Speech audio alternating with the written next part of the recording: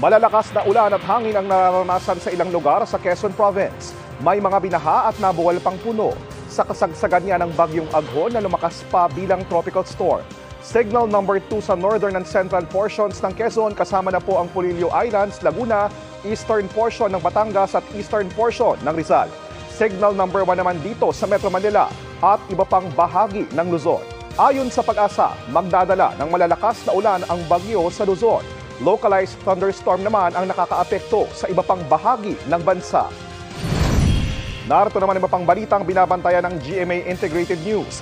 Gale warning nakataas sa southern at eastern seaboards ng southern Luzon.